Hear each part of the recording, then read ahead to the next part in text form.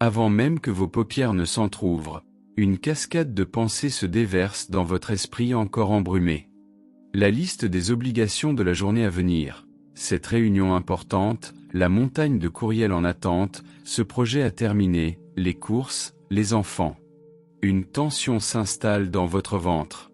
Une sensation d'urgence, de course, avant même que votre pied n'ait touché le sol. Avez-vous déjà ressenti cela? L'impression de commencer la journée déjà en réaction, comme si vous étiez un navire sans gouvernail pris dans la tempête de vos propres pensées.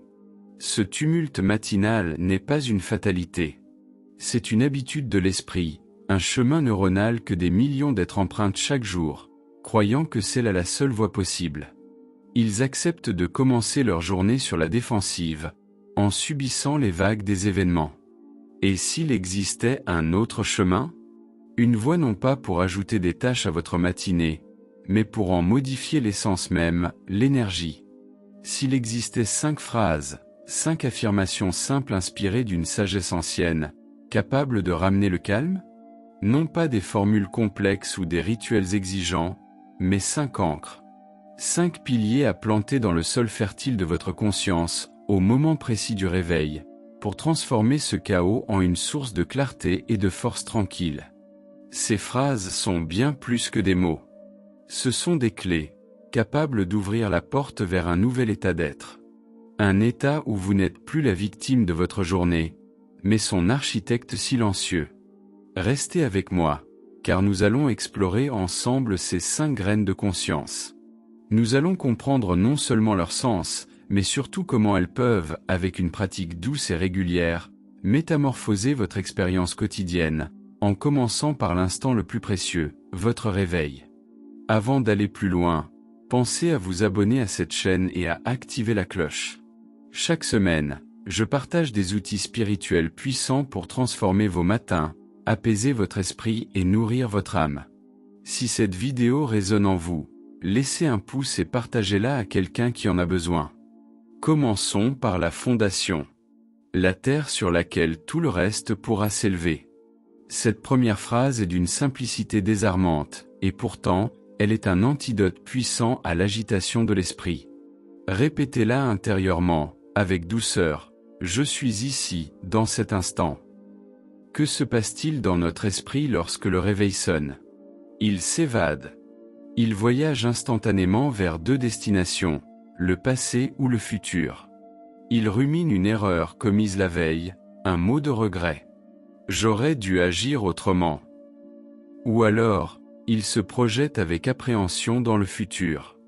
Comment vais-je gérer cette journée? Et si je n'étais pas à la hauteur? Votre corps est dans votre lit, mais votre esprit est déjà au bureau, se débattant avec des scénarios qui n'existent pas encore. C'est l'essence même de l'anxiété, souffrir de ce qui n'est pas. La sagesse bouddhiste nous enseigne que le seul moment où la vie se déploie véritablement, c'est l'instant présent. Le passé n'est plus qu'une empreinte dans notre mémoire. Le futur n'est qu'une projection de notre imagination. La vie réelle ne se trouve que dans cet espace infime et éternel que l'on nomme maintenant. Lorsque vous vous dites « je suis ici, dans cet instant », vous ne faites pas qu'énoncer une idée. Vous donnez une instruction bienveillante à votre esprit nomade. Vous l'invitez à revenir à la maison. C'est un acte de reprise de contact avec vous-même. Comment incarner cela? Au moment où vos pieds touchent le sol, prenez une seconde. Sentez la texture du sol sous la plante de vos pieds. Est-ce frais? Doux? Dites la phrase dans le silence de votre esprit, « Je suis ici ». En marchant vers la cuisine, sentez le mouvement de votre corps. En préparant votre boisson du matin, observez vos gestes. Le café n'est plus une simple dose de caféine. C'est une expérience. Sentez la chaleur de la tasse, l'arôme qui s'élève, la saveur sur votre langue. Chaque fois que l'esprit tente de s'échapper vers la liste des tâches, ramenez-le, avec la même patience que l'on ramènerait un enfant par la main. Je suis ici, maintenant, en train de boire mon café. L'effet de cette pratique est profond. Premièrement, elle prive l'anxiété de son principal carburant, l'errance dans le passé et le futur. L'anxiété peine à prospérer dans la richesse du moment présent. En vous ancrant dans le maintenant, vous lui coupez les vivres. Le sentiment d'être débordé s'apaise, car vous ne vous occupez que d'une seule chose, celle qui se déroule réellement. Deuxièmement, cette pratique renforce votre muscle attentionnel. En entraînant votre esprit à rester là où vous êtes, vous cultivez une concentration plus stable pour le reste de la journée. Vous devenez moins ballotté par les distractions extérieures. Vous commencez votre journée avec un esprit plus clair, plus posé. Vous prenez de meilleures décisions, car elles sont fondées sur la réalité du moment, et non sur la peur d'un futur imaginaire. Cette première phrase est un acte révolutionnaire silencieux. C'est la décision de commencer votre journée non pas dans le bruit de vos pensées, mais dans la paix de la réalité tangible. C'est le plus beau cadeau que vous puissiez vous offrir. Après avoir ancré notre attention dans le présent, il nous faut apprendre à observer le principal artisan de notre tumulte intérieur, notre propre dialogue mental. Voici la deuxième phrase, peut-être la plus libératrice, « Je ne suis pas mes pensées ». Pensez Y un instant. Quelle est la première voix que vous entendez le matin? C'est cette voix intérieure. Et souvent, elle est un juge sévère. Je suis fatigué. Je n'ai pas envie. Je ne serai jamais prêt à temps. Je ne suis pas assez bon. Cette cascade de jugements, nous la prenons pour la vérité. Nous fusionnons avec elle. Si la pensée dit « je suis un échec », nous vivons l'émotion d'être un échec. C'est là que la sagesse ancienne nous offre une perspective transformatrice. Les pensées ne sont que des pensées. Des événements mentaux, passagers, impersonnels. Elles sont comme des nuages traversant le ciel de la conscience. Parfois, ils sont blancs et légers. D'autres fois, sombres et menaçants. Mais nous ne sommes pas les nuages. Nous sommes le ciel. Le ciel, lui, reste vaste, clair et immuable, que des nuages le traversent ou non. Se dire « je ne suis pas mes pensées » est un acte de désidentification. C'est créer un espace entre vous, la conscience qui observe, et le flot incessant de l'activité mentale. C'est la différence entre être pris dans une tempête, aveuglé et transi de froid, et observer cette même tempête depuis l'intérieur d'un abri, derrière une fenêtre. La tempête est toujours là, mais elle ne vous définit plus. Comment pratiquer cela au réveil? Lorsque la voix critique s'élève, ne la combattez pas. La combattre, c'est lui donner de la force. Simplement, observez-la et nommez-la intérieurement. Lorsque la pensée « je ne vais jamais y arriver » apparaît, notez simplement « ah, une pensée de doute ». Puis, affirmez calmement « je vois cette pensée, mais je ne suis pas cette pensée ». Vous reconnaissez sa présence sans lui donner le trône. Vous la voyez pour ce qu'elle est, une suggestion, pas une vérité. Les fruits de cette pratique sont immenses. D'abord, elle désamorce le pouvoir de l'autocritique. Le syndrome de l'imposteur, la peur de l'échec, sont nourris par notre croyance aveugle en ses pensées. En cessant de vous identifier à elles, vous leur retirez leur capacité à vous paralyser. La pensée « je ne suis pas capable » peut encore apparaître, mais elle perd son autorité. Votre confiance en vous ne dépend plus de l'absence de doute, mais de votre capacité à ne pas les laisser vous gouverner. Ensuite, cette pratique cultive la paix émotionnelle. Nos émotions les plus douloureuses sont souvent déclenchées par une pensée à laquelle nous nous accrochons. En créant un espace entre vous et la pensée, vous créez aussi un temps de pause avant que l'émotion ne vous submerge. Vous avez une fraction de seconde pour choisir votre réponse, au lieu de réagir de manière automatique. Cela a un impact direct sur la qualité de vos relations. Vous devenez moins réactif, plus apte à communiquer avec calme, même dans des situations difficiles. Répétez « je ne suis pas mes pensées » chaque matin, c'est polir le miroir de votre conscience. C'est vous préparer à avancer dans votre journée sans être à la merci de votre propre jugement. C'est déclarer votre indépendance. Vous êtes le ciel, et vous apprenez à laisser passer les nuages. Nous avons appris à nous ancrer et à nous détacher. Maintenant, il est temps de cultiver activement. La troisième phrase est une métaphore puissante qui vous redonne le pouvoir sur la direction de votre esprit. Ce que je nourris, grandit. Imaginez votre esprit comme un jardin. Chaque matin, vous vous tenez à son seuil. Dans ce jardin se trouvent toutes sortes de graines, des graines de doute et de peur, mais aussi des graines de confiance, de courage, de gratitude et de joie. La question n'est pas de savoir comment arracher toutes les mauvaises herbes, c'est une lutte épuisante. La question est, quelle graine allez-vous choisir d'arroser aujourd'hui? Car inévitablement, ce sur quoi vous portez votre attention est ce qui prendra de la vigueur et finira par façonner le paysage de votre esprit. C'est un principe psychologique fondamental. Si vous passez votre matinée à nourrir la pensée « ma journée va être difficile », vous arrosez la graine de la négativité. Votre esprit, comme un serviteur fidèle, cherchera alors des preuves pour confirmer cette croyance. Il filtrera la réalité pour ne remarquer que les obstacles et les frustrations. À l'inverse, si dès le matin, vous décidez consciemment de nourrir une autre graine, comme celle de la gratitude, le processus s'inverse. En vous disant « ce que je nourris, grandit », vous prenez une décision. Aujourd'hui, je choisis de nourrir la reconnaissance. Concrètement, au lieu de laisser votre esprit s'attarder sur ce qui manque ou sur les problèmes, amenez-le à trouver une chose, même infime, pour laquelle vous êtes reconnaissant. Le simple fait de respirer. La chaleur du soleil sur votre peau. Le sourire d'un proche. En portant délibérément votre attention sur cet élément, vous arrosez la graine de la gratitude. Ce principe s'applique à tout. Face à un défi, au lieu de nourrir la pensée « c'est insurmontable », vous pouvez choisir de nourrir la question « quel est le premier petit pas que je peux faire ?» Vous déplacez votre énergie du problème vers la solution. Dans vos relations, au lieu de vous focaliser sur un défaut, vous pouvez choisir de nourrir la reconnaissance pour une qualité. L'impact de cette redirection de l'attention est profond. Premièrement, cela contribue, par le principe de neuroplasticité, à renforcer les chemins neuronaux liés au bien-être.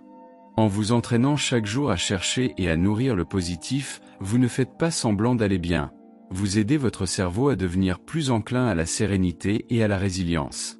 Deuxièmement, cela vous transforme d'une victime passive en un créateur conscient de votre expérience. Vous réalisez que, si vous ne contrôlez pas les événements extérieurs, vous avez une grande influence sur ce à quoi vous accordez votre énergie. Ce sentiment de responsabilité est un pilier de la force intérieure. Ce que je nourris, grandit est une invitation à la responsabilité. L'état de votre jardin intérieur dépend des graines que vous choisissez d'arroser, jour après jour. C'est une vérité qui vous libère du cycle de la plainte et vous place au centre de votre vie.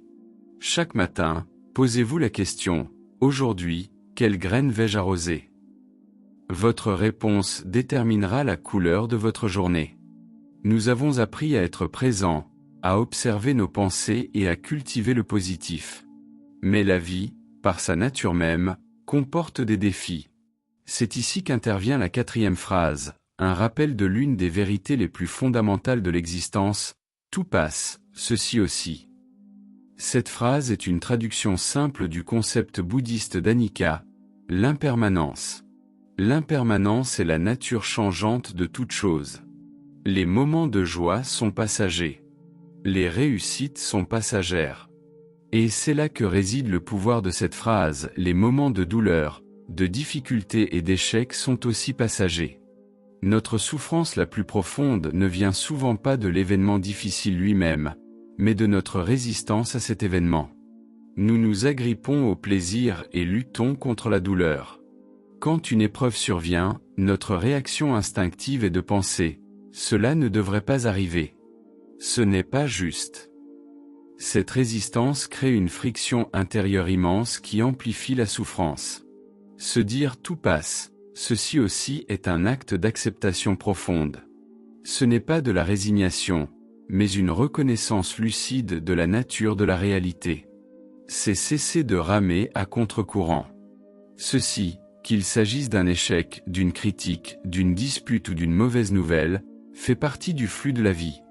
On ne peut pas arrêter les vagues, mais on peut apprendre à surfer.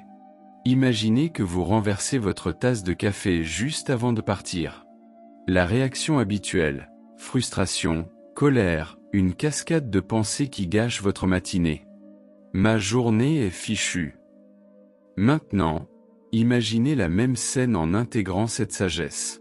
Vous renversez le café. Vous sentez la frustration monter. Vous prenez une respiration et vous vous dites « Bien ». Un événement désagréable se produit. Tout passe, ceci aussi. Vous reconnaissez que ce genre d'incident fait partie de la vie. Au lieu de gaspiller votre énergie à pester contre la réalité, vous l'acceptez et agissez, vous changez de chemise. L'incident reste un incident. Il ne devient pas une crise. Vous avez reconnu sa nature impermanente. Cette phrase renforce votre résilience. La résilience n'est pas l'absence de difficultés, c'est la capacité à les traverser. En acceptant l'impermanence de toute situation, la peur de l'échec diminue. Un projet qui n'aboutit pas n'est plus une condamnation, mais une expérience passagère. Ceci est arrivé, et ceci aussi passera. Cette perspective libère pour oser, pour essayer, car l'échec perd son caractère terrifiant. De plus, cette phrase apaise la rumination. S'accrocher à une blessure passée, c'est tenter de retenir une vague qui a déjà rejoint l'océan. C'est épuisant. En vous rappelant que tout passe, vous vous donnez la permission de laisser aller. Vous vous attachez moins aux événements, bons ou mauvais, libérant une énergie précieuse pour l'instant présent. Répétez tout passe, ceci aussi chaque matin est comme une assurance pour l'âme. C'est se préparer au fait que la journée aura ses hauts et ses bas. Et que c'est ainsi. Au lieu d'être déstabilisé, vous pouvez accueillir les défis avec un calme sage, sachant qu'ils ne sont qu'un passage. Vous développez une stabilité intérieure, sachant que toutes les tempêtes, aussi intenses soient-elles, finissent par passer. Nous arrivons à la dernière phrase, celle qui unifie les 4 autres et qui définit l'intention la plus élevée de votre journée. C'est une déclaration de souveraineté sur votre royaume intérieur. Aujourd'hui, je choisis la paix. Observez le verbe « choisir ». La paix n'est pas une chose qui nous est donnée par hasard lorsque les circonstances extérieures sont parfaites. La paix est un choix actif, une décision, une compétence. C'est l'acte de prioriser votre sérénité face aux innombrables invitations au conflit que la journée vous présentera. Chaque jour, nous faisons face à des occasions de perdre notre paix. Un mot maladroit d'un collègue. Un conducteur impatient. Une critique. Chacun de ces événements est une invitation à la colère, à la frustration, au conflit. Et souvent, nous acceptons cette invitation sans réfléchir. Nous réagissons. Se dire le matin aujourd'hui, je choisis la paix, c'est planter un drapeau. C'est établir votre intention fondamentale pour les heures à venir.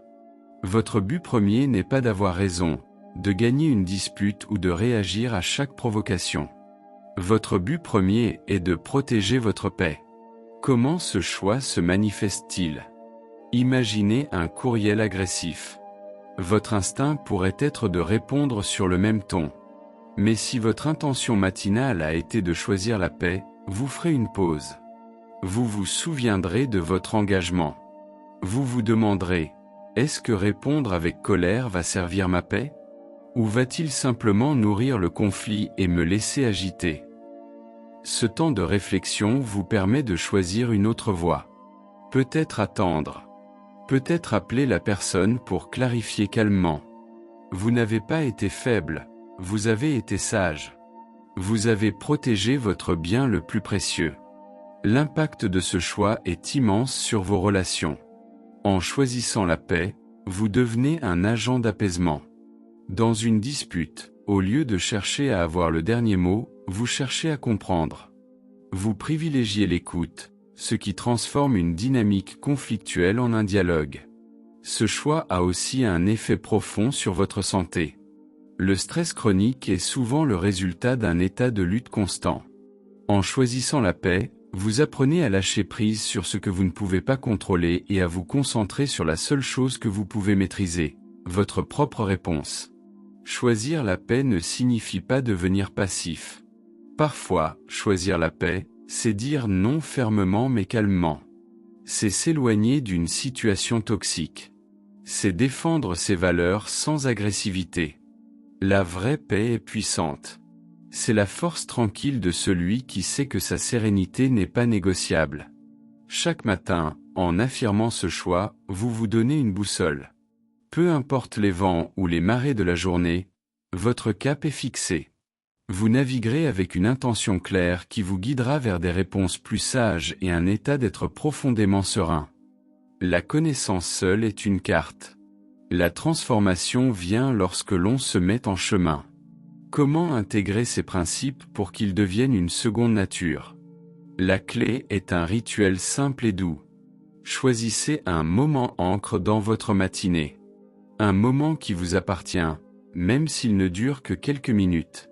Peut-être en préparant votre thé. Peut-être sous la douche. Ou dans le silence avant que le monde ne s'éveille. Pendant cet instant, au lieu de laisser l'esprit errer, passez en revue les 5 phrases. Lentement. Inspirez profondément. Et dites « Je suis ici, dans cet instant ». Sentez votre corps, soyez pleinement là. Observez les pensées qui se présentent point sans jugement, dites-vous « Je ne suis pas mes pensées ». Laissez-les passer comme des nuages. Posez une main sur votre cœur. Pensez à l'énergie que vous souhaitez cultiver. Et dites « Ce que je nourris, grandit ». Choisissez d'arroser la confiance ou la gratitude. Pensez aux défis possibles de la journée. Affirmez avec calme. Tout passe, ceci aussi. Accueillez d'avance la nature impermanente des choses. Enfin, fixez votre intention. Prenez une dernière, lente inspiration et déclarez « Aujourd'hui, je choisis la paix ». Sentez cette décision s'ancrer en vous. Ce rituel peut prendre moins de 3 minutes. Mais il a le pouvoir de changer la couleur des heures qui suivent. Pour renforcer cette pratique, vous pouvez écrire ces phrases sur un papier que vous garderez près de vous, comme un rappel silencieux de l'intention posée le matin. La répétition est la mère de la compétence. Au début, cela demandera un effort conscient. Puis, jour après jour, cela deviendra plus naturel. Vous ne ferez plus un exercice, vous incarnerez ces principes. Vous remarquerez un changement subtil mais profond. Moins de réactivité, plus de clarté. Moins de stress, plus de sérénité. Ne visez pas la perfection. Certains matins, vous oublierez. Certains jours, l'agitation l'emportera. C'est sans importance. La pratique, c'est simplement l'art de revenir encore et encore à ces 5 vérités. Chaque matin est une nouvelle chance de recommencer. Nous avons cheminé ensemble. Nous avons vu que le tumulte matinal n'est pas une fatalité, mais une habitude de l'esprit que l'on peut transformer. Nous avons découvert 5 clés pour reprendre contact avec notre sagesse intérieure. Récapitulons-les une dernière fois. Je suis ici, dans cet instant, pour vous ancrer dans la seule réalité qui soit. Je ne suis pas mes pensées, pour vous libérer de l'emprise du jugement intérieur. Ce que je nourris, grandit, pour devenir le jardinier conscient de votre esprit. Tout passe, ceci aussi, pour accueillir les vagues de la vie avec résilience. Aujourd'hui, je choisis la paix, pour définir votre intention la plus élevée et protéger votre sérénité. Le pouvoir n'est pas dans les mots, mais dans la conscience que vous y placez. Ce sont des outils pour passer d'un mode de vie réactif à un mode de vie conscient. La transformation commence par une première intention. Alors, je vous invite à réfléchir. Quelle est la phrase qui résonne le plus en vous aujourd'hui? Laquelle sentez-vous le besoin d'inviter dans votre vie dès demain matin? Si vous le souhaitez, partagez votre réflexion dans les commentaires.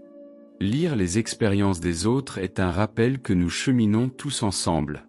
Et si ce genre d'exploration intérieure vous est bénéfique, je vous invite à vous abonner pour que nous puissions continuer ce voyage ensemble.